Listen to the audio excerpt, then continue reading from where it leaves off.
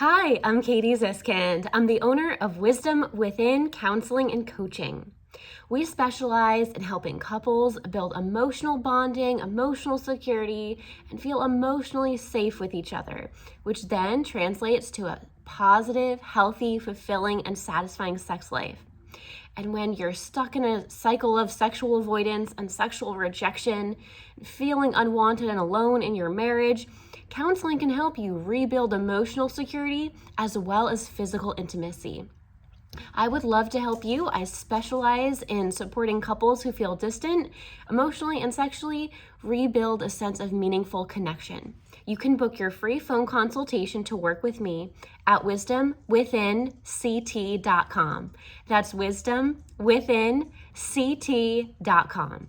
In this video, we're going to be talking all about erectile dysfunction and staying positive when you're struggling with erectile dysfunction. So if you're a penis owner, if you're a man, you may have issues where you're not able to maintain an erect or a hard penis, and this is also now causing challenges in your romantic relationship. So when a man struggles with erectile dysfunction, there are many causes. You might hear my puppy in this video, but there are many causes that can contribute to erectile dysfunction. And I come from a holistic perspective. So there's hope. It's awesome to stay positive and learn about yourself. But erectile dysfunction can cause problems. If you have erectile dysfunction, you may now have low self-esteem. You might question your self-worth or your masculinity or your manhood. You may be wondering how you can please your partner, and you might even feel like because you haven't been successful in the bedroom, you might feel like a failure, or you might have these really negative beliefs that have developed around your sexuality. Erectile dysfunction can go hand in hand with sexual performance, anxiety. So you may now have a lot of anxiety leading into sexual experiences because you've had sexual issues. When you have erectile dysfunction, you may now have a partner, a spouse, a wife, a significant other who develops self-consciousness. So your partner wonders if you're cheating, if you find someone else more attractive than them. Your partner may internalize shame, guilt, anxiety related to your loss of erection, leading to conflicts in your marriage. So your partner may feel insecure as a result of your inability to maintain a hard penis. So there's this beautiful conversation that we have in couples counseling and relationship coaching that supports a positive mindset. And we're going to talk about some of the things that I talk about in counseling and coaching in this video today. So the first piece is that there is a condition called pornography-induced erectile dysfunction.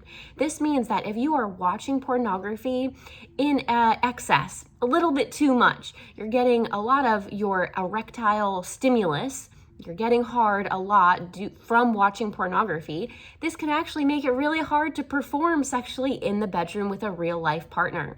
So when you have erectile dysfunction, take a look at your porn consumption. If you're watching pornography for most of your erectile stimulation and most of your erotic pleasure, that can actually contribute to issues with your real life partner because pornography creates unrealistic expectations around sex. And pornography doesn't teach you how to verbally communicate or talk about your emotions or take pauses or ask for a break or this beautiful verbal communication that healthy couples have. It's not shown in porn. Another piece that porn doesn't show is, like the range of human emotions during sexual experiences. So you can laugh, you can cry, you can be silly, you can make moans. Pornography shows a very Hollywood style view of sex, which doesn't translate well to partner sex. You can essentially condition yourself to only be aroused from pornography if you're watching it in excess. So you may even give yourself a condition called pornography-induced erectile dysfunction when your only erotic stimulus or the majority of your erotic stimulus comes from porn.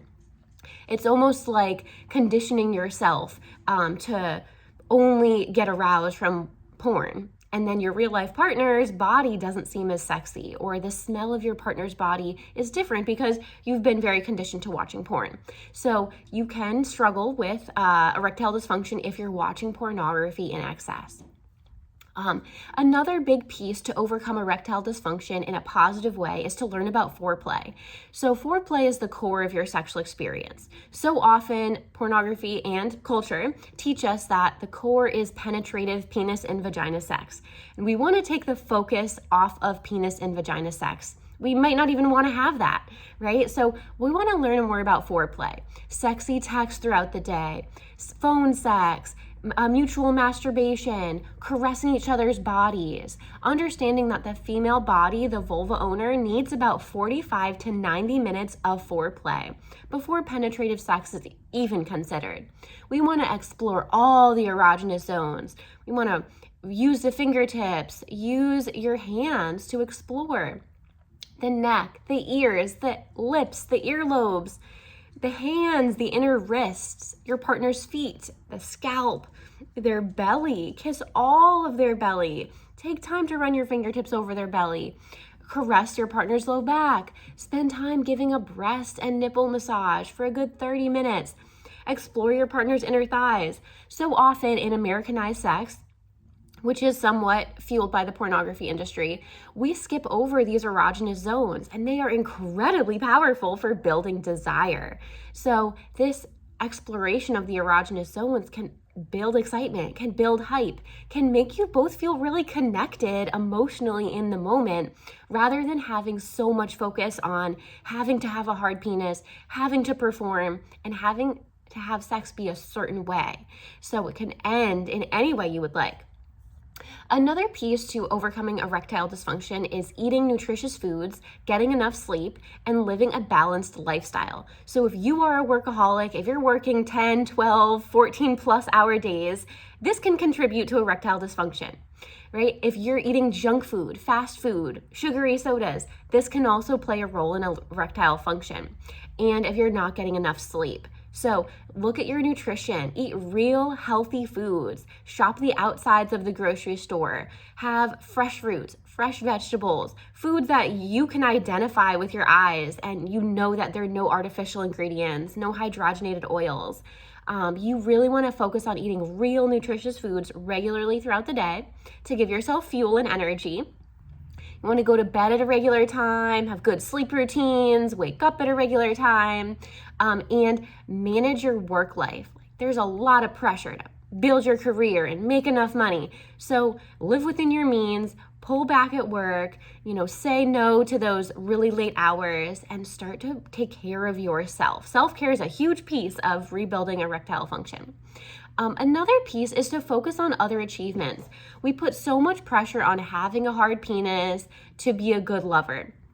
And so you may have, a wonderful thing happen in your relationship where you and your partner really made time for each other and you went for a wonderful hike, or you went for a walk in the park, or you made a new recipe, or you took a shower together. And these things have nothing to do with having a hard penis, but you bonded. So focus on other bonding, emotionally connecting activities, and focus on these as achievements, as wins, as a beautiful part of a fulfilling relationship that have nothing to do with maintaining an erect or hard penis. Another component when it comes to erectile dysfunction are relationship issues. So if you're getting into conflicts, if you feel criticized as a man, as a person by your partner, if you feel inferior, if you feel belittled, if you're stuck in this cycle of the silent treatment and there's yelling and name calling and door slamming, this will play a role in your sex life. We know that there is a huge component to emotional security and emotional safety when it comes to sexual expression and really giving and receiving touch in a healthy way. So if you and your partner are really challenged with relationship issues, maybe you're getting in fights about your in-laws, or you're struggling really emotionally with conflict in your relationship, maybe it's related to blending families or it's related to finances, whatever is going on, and you two are getting triggered and yelling and shutting down, and these fights are getting very explosive, that plays a role in how safe you feel sexually with your partner. So that's where relationship coaching and counseling can help you work through some of those emotions. You can start to be emotionally vulnerable rather than emotionally reactive. So gaining healthy communication is going to be really helpful. Talking about how you feel sad versus yelling in anger will be a beautiful part of opening that dialogue and gaining healthy communication. Another piece to erectile dysfunction is that we get very stuck with performance anxiety. So we immediately, when we're kissing, right, before any sexual touch really has begun, you might start immediately thinking, I have to have a hard penis, right when you're making out and French kissing your partner. And it takes you out of the moment. So I want you to focus on mindfulness practices, to live in the moment, to focus on enjoying the in-between. So we're not going from kissing to penetrative sex. We are enjoying the kissing without any focus on the future. Be mindful. Feel your partner's tongue. Feel your partner's lips. Feel their hands on your back. Feel the moment. Be in the moment. Enjoy the moment. And if you notice an anxious thought coming in, saying, I have to perform, what if I'm not successful, right? Let that thought go. Practice letting go of the future because it's not here yet, right? And the more you focus on the future, the more it takes you out from enjoying the pleasure and being attuned and really connecting with your partner in the moment. So it takes both you and your partner out. And your partner can feel that, can feel if you're mentally not present. So practice mindfulness skills, be relaxed. You can even learn how to do meditations, like meditate for 10 minutes every morning. It has nothing to do with your sex life in that moment, but it's about learning to train your mind to be present in the here and the now versus in the past or in the future. The past is gone. Who cares if you've been unsuccessful sexually in the past and the future is not here yet? Who knows what will happen? So present moment thinking, relaxation skills are going to be really helpful for training your mind. Your mind is your biggest sex toy. So it's a really big part of working with erectile dysfunction. Right? Another piece too is positive self-talk. So saying to yourself, I'm in the moment. I'm enjoying this moment. I'm feeling the sensations of this moment. I deserve sexual pleasure. I can give and receive sexual pleasure without needing a hard penis. I love my partner. I am so connected to my partner right now. I see my partner as a safe person that's going to accept me no matter how my body performs. I love the light reflecting off my partner's skin. I love the smell of my partner, right? So doing these positive self-talk statements helps you arrive in the moment.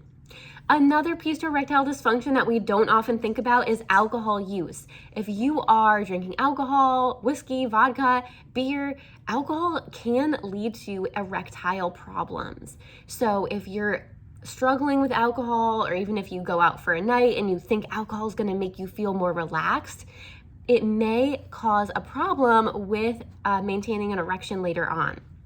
So reduce your alcohol use, switch over to something like water or, Spindrift seltzers. Enjoy water. Water can be so incredibly hydrating. Another piece to erectile dysfunction is really understanding how we need to have more diverse forms of touch than just penetrative sex.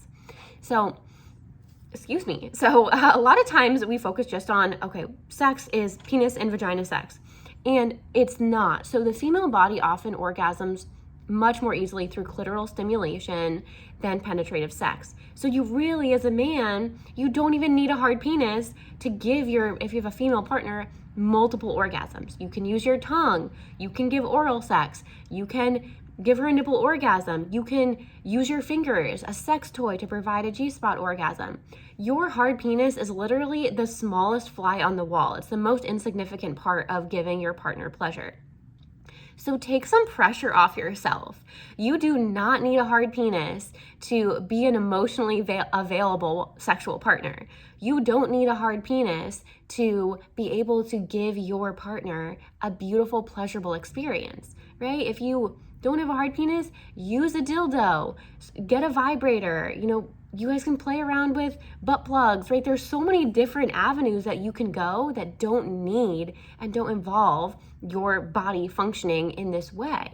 And once we take that pressure off, then you may be able to function in a way that's very organic because you're present in the moment. So I hope you enjoyed these tips when it comes to erectile dysfunction. And if you have any questions about sex positive education, I would love to support you. I work a lot with couples that get stuck in a cycle of sexual avoidance. One partner has no desire to have sex, no desire to be touched, and the other partner has a high sex drive or really craves physical touch. So you may feel sexually rejected if your partner has no sex drive, right? And so there's this cycle of sexual rejection and sexual avoidance, and this leads to loneliness, distance, and disconnection. I also help couples where, you may have both grown up in a strict conservative and religious culture where sexual shame and guilt developed from a young age. So growing up, you were told that sex is taboo and you shouldn't ask questions about sex. And if you did, you would be punished. Or if you wanted to masturbate, that was wrong and bad. Or that having sex before marriage is wrong and taboo, and you could even be ostracized from the church. A lot of times we grow up with a lack of sex positive education, and that can be contributed as a result from a strict conservative religious upbringing or a culture that doesn't embody sex in a positive way.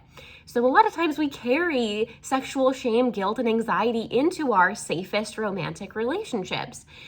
So there may be a need to be able to just talk about sex and touch and what it means and how to expand and bring more security as well as mystery into your intimate relationship.